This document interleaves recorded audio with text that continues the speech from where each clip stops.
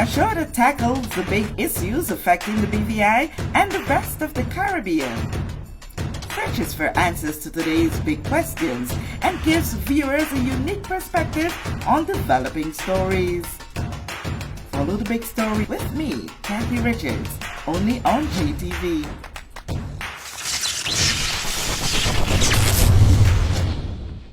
This show is brought to you by the National Bank of the Virgin Islands, Colonial Insurances, DG Cell, Delta Petroleum BVI, Cyril B. Romney Tortola Pier Park, and the Gumptions Experience BVI.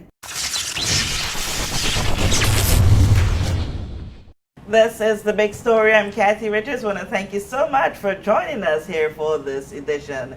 Today we're going to be talking some financial services because my guest is none other than the Chief Executive Officer of BVI Finance, Ms. Elise Donovan.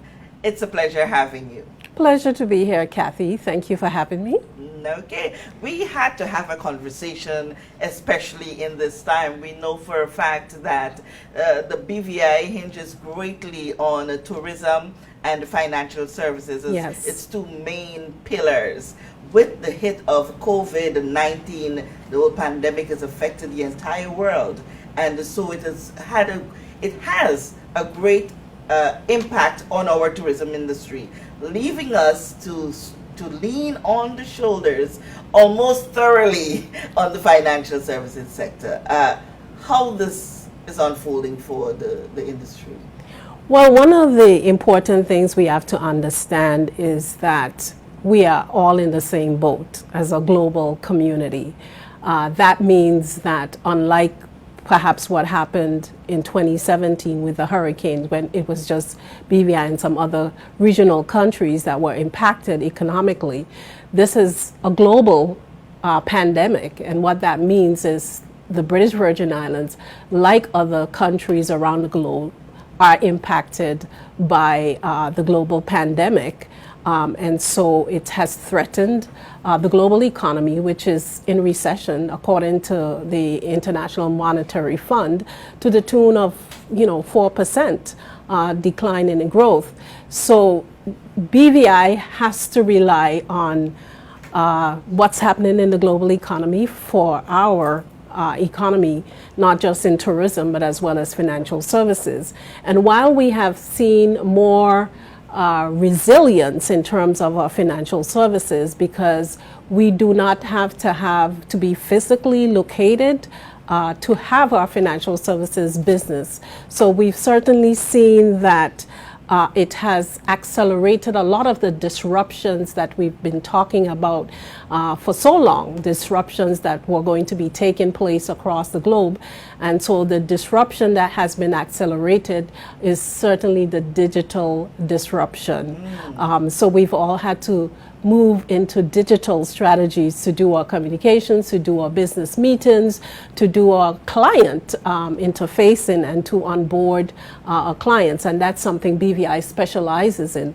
Our Virgin, which is our company registration system, it's a virtual integrated system which was built years ago, but it certainly allows us to continue to incorporate companies and do business virtually.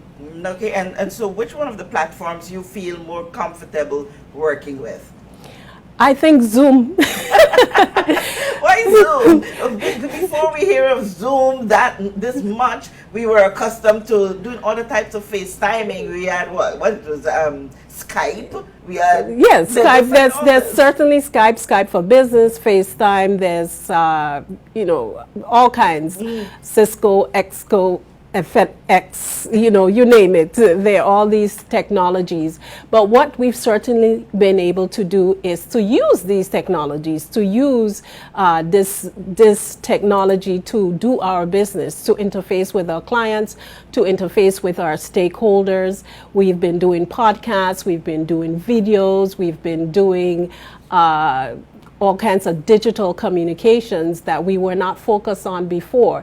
I think for this year, we are now in the second half of the year, And I think we were able to do one business related marketing trip, BVI Finance, that is for the year, and that was in January. And since then, we have not done. So this time of the year, we'd have already been to Asia, we'd have already been to Latin America, we'd have been all over the world marketing and promoting our financial services products. And so our members would have been all over the world interfacing with clients and trying to generate business. But we've had to be confined to one space and doing that. And certainly I think the BVI is advantageous in so many respects. We live in one of the most beautiful places in the world, and so to be confined here is not as trying as other places. So I'm to say that our industry has that ability to continue to do business, and they have been. We're pleased to say that the government during the shutdown facilitated a lot of services, whether it was the apostilles, whether it was the court systems, to allow business to continue. And so business in the financial services industry has continued. Of course, it's slowed because we are dependent on the global economy, but nonetheless, we are able to say that financial services business continues to be the bedrock, or one of the bedrocks of the BVI's economy. But I must ask you, what might be the disadvantages that you are seeing from not being able to be physically present around the world?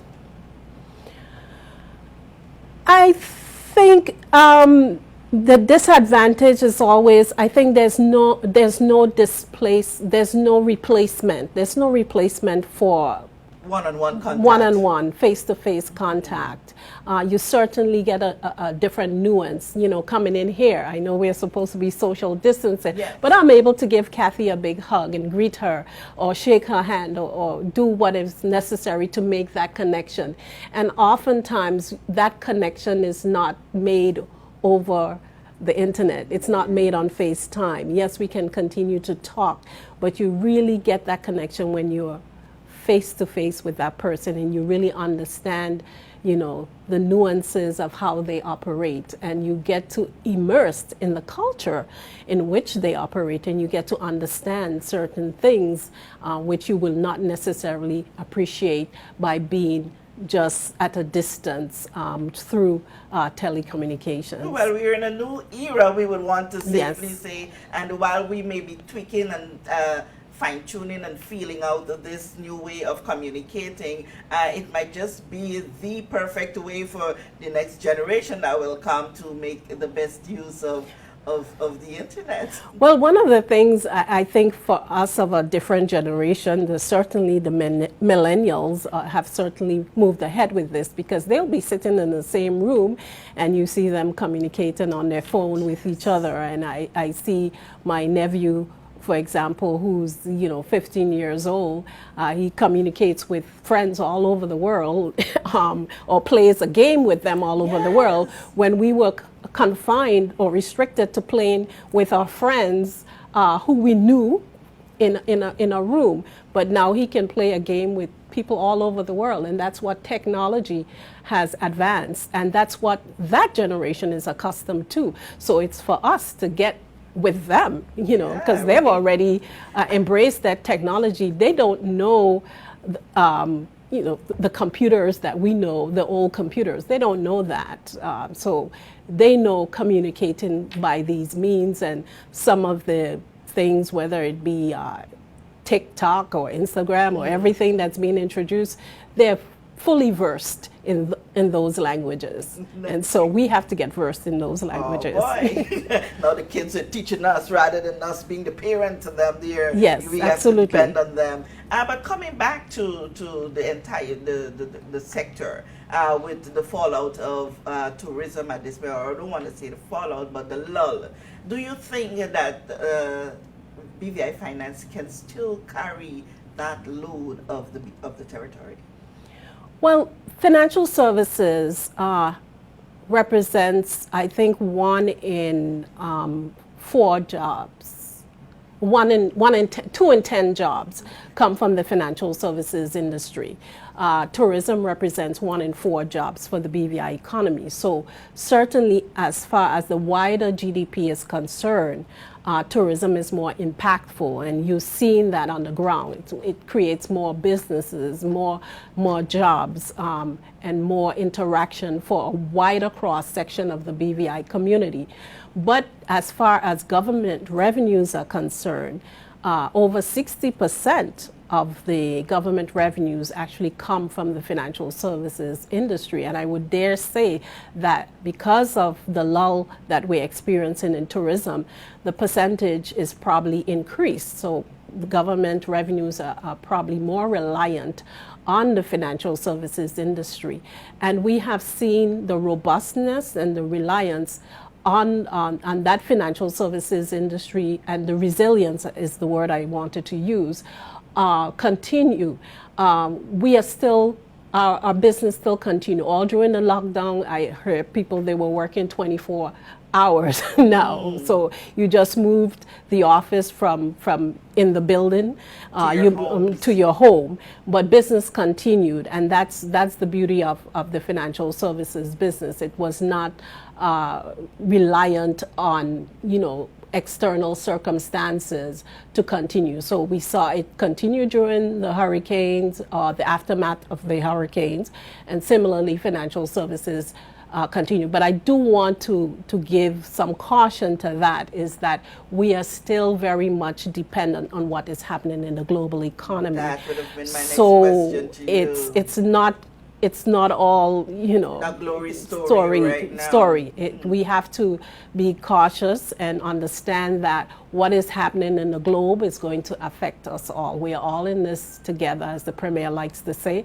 We're all in the same boat. Unfortunately, the predictions we thought we would have seen coming out of it in the third quarter or the fourth quarter, but from the looks of it, there's been a resurgence in some cases in our neighboring United States. There's been a resurgence of the pandemic of cases.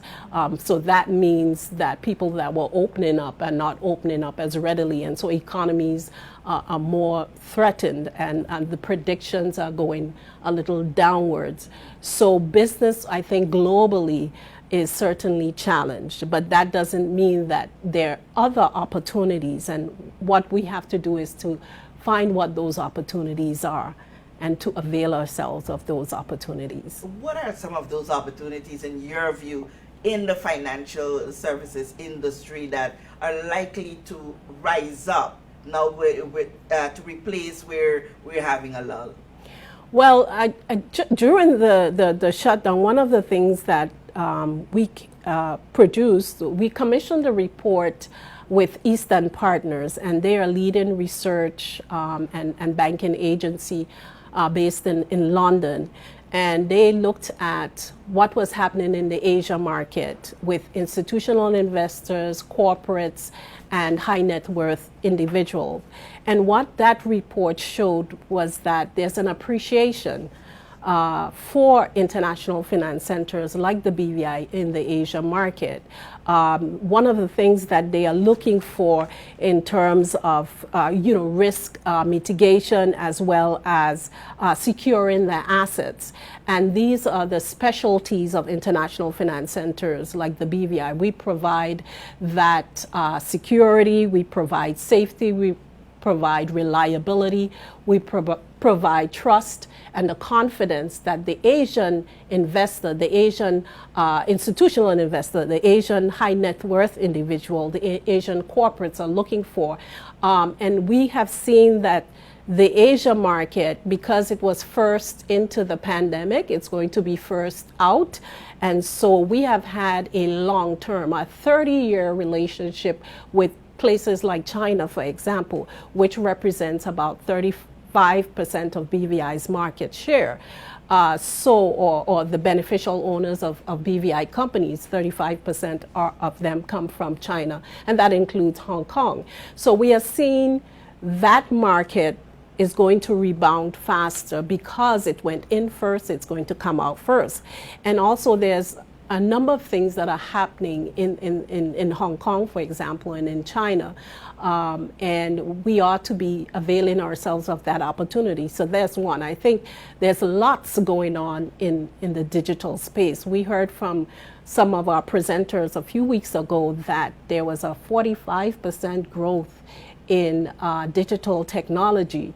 So it's really leapfrogging, it's really taking advantage. And so we ought to be looking, and we are looking at that space. We are looking at digital assets, digital currencies, digital payment systems, blockchain, cryptocurrencies, and everything else to see where BVI fits in and where the solutions we can provide. Which particular area you have a strong eye on? I think we have a strong eye on, in terms of the digital space. Yes. I think we have a strong eye that we have seen, for example, in our funds, which BVI funds have been particularly used for initial public offerings or for cryptocurrencies, and also for the digital assets. We are looking at that, and we have seen that has been one of the areas where BVI has gained some traction. And so I think our members, our firms that are doing business in that space is certainly looking to show up that area. Okay, we know for a fact there is no playbook for this. There is no script that can guide what is going on now with the pandemic and the change in environment that it has caused. But in your view, where do you see us probably by the end of this year or the mid of 2021? I wish I had a looking glass. And, I think none of us can really predict. We can certainly look at the trends, and I'm reminded of the lessons coming out of the book, which is always something that we should always be mindful of. Who moved my cheese? Mm-hmm. And the lessons in there, it's, be prepared for change. And that means always looking at what is happening in your environment and being ready to respond. And that is one of the things that BVI is agile and it's responsive. And so what it means doing the legislation, as you see, our government has been very busy making legislation, whether it's COVID-19 resilience legislation, but it's being ready to be prepared for the change and get ready for the change.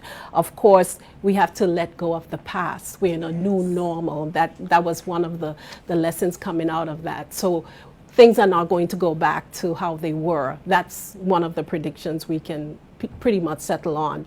So we need to move forward and not hold on to the past. Hold on to the past and think that things are going to just resume as the way before. And we also have to be adaptive. We have to be open-minded to new things, and such as the digital changes and digitalizing of the whole global economy and doing business not in person but doing business via technologies, and how much that has increased. And one of the things I think people are even saying to me is, do we need these big office spaces? Because we were able to continue to do business with having people work in their homes. Some people find it advantageous because then they can take care of their children and so forth. So just adapting to the change. And I remember this morning I was saying to a conference call I was on is, to use the biblical words, is life and death is in the power of the tongue. Yes. And so we have to imagine success and speak success and envision success. And one of our former chief ministers used to say, where there's no vision from the Bible, the people perish. So we have to have, like the premier says, our current premier says 2020 vision. And I think that's imagine success. Imagine the BVI successful. And the other lesson is handle affairs. So we have to, fair as I heard the premier say it this morning, you're going to be paralyzed by analysis or you're going to take action. And he's an action man. So we know that we are taking action. And then we have to learn to enjoy the change. we have to embrace all of this, Yes, all of yes. this. And then I think the final lesson from Who Moved My Cheese is be prepared for continuous change, and be prepared for the inevitable. And we don't know what the inevitable is, but we have to be prepared for it. And just stay positive. Yes, stay Be positive. prepared, stay positive. But Elise, I cannot end this conversation without us coming down to the levels of being parents, the level of being mothers. We know before COVID-19, we were encouraging our youths, our kids, to tap in as much as they possibly can, come up with new creative ideas to start their own business, to see where in the tourism sector they can fit best in and make best use of it. The times have changed. And now we may want to encourage them to take guidance from what's going on and see where they can best fit in the financial services sector.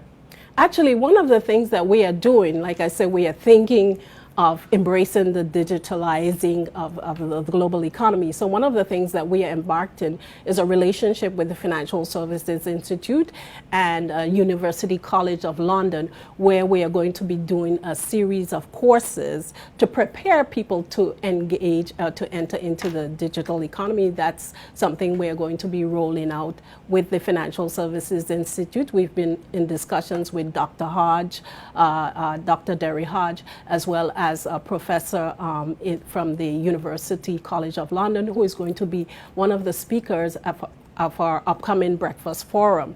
So we are looking at not just the financial services currently in industry, people who are engaging in crypto funds and all of that, but we're also looking at what business opportunities, how do I enter, how can we get the children, how can we get the next generation to enter this seamlessly? And so we think we have a responsibility to do that, a responsibility as a community, as responsible as BVI Finance, a responsibility as a country to make sure that we are prepared and, like I said, for the inevitable. All right, expect the best from the mouths of mothers. Yes. Looking out for the youth. Before, when COVID-19 first broke out, it started in a place that was once home for you. Tell us, what was that feeling when you heard that all of this is happening, and in this place where probably if you were there for another year or so, you would have been in the middle of it. What went through your thoughts, and how do you reflect on that moment for those who are from the British Virgin Islands and other Caribbean countries that are there and were not able to move at all? Well, I think we all have to be empathetic as human beings. So my heart actually went out to the people in Asia, and I said to the industry to contact your clients, contact your friends, contact your colleagues, and just check in on them, make sure that they are okay. It's not just about business, but it's making sure that we are empathetic as a global community, as human beings, that we understand each other's struggle, and any struggle that is happening anywhere, we may think we're immune from it, but as we saw, within months, it reached our shores. So we ought always to be mindful of what's happening around the globe, and to be empathetic and to help each other, because we don't know when our turn is going to come. So we are in a very fortunate and privileged position, as I was telling my staff early in the week, to be here in the BVI, and we are very privileged to have our jobs working in the financial services industry, and that is something that we certainly should not take lightly, and we should be very grateful for that, and we should also try as much as possible to work with the people in the Asia market, which is our largest market. And so, as I said, the Eastern Partners research that came out just 2 months ago, will certainly demonstrate that there's value for use in international finance centers like the BVI. And so we continue to partner with our colleagues in Asia to make sure that BVI continues to be at the top of the agenda when they're thinking of where do I mitigate my risk, where do I put my assets. let me look at the BVI, which has been successful and proven successful for me as a region for the last 30 years. Okay. So Asia has a symbiotic relationship with the BVI, certainly China, and it's very important to us, and we are always watching what's happening in Asia, and I think it's the new frontier, actually. All right, great, but I'm sorry, but I cannot let Elise go without having a word from you as it relates to what the advisory that you would have recently put out to persons who are involved or being approached about these pyramid schemes that are going on. A word of advice from the learned. I think the word of advice actually came from the Financial Services Commission and the Financial Investigation Agency. Certainly, this is a time when the schemes are going to be paramount, and we always have to be cautious. There's no easy money, there's no easy solution, there's no quick fix. We just have to work hard and make sure that we're always doing a due diligence, no matter what it is. If somebody sends you an email, you have to be diligent when you're opening it. If somebody tells you that you can make easy money, come on. Yeah, question it. Yes. Question so it. It's all about being vigilant and being proactive and ensure that you not only protect yourself, but you protect your finances, because we are in a situation where the global economy is challenged, people are losing jobs, businesses are closing, so people are going to be coming up with all kinds of schemes. So be vigilant and protect yourself. Okay, great. That's Elise, my advice. Yes, it was a great conversation, a lot of information, and the doors of Big Story are always open to you whenever you have new information, improved information, or words of caution to give. Please feel free to join us here on the Big Story. Thank you very much, Cathy. I really enjoyed talking with you, and thanks for having me here.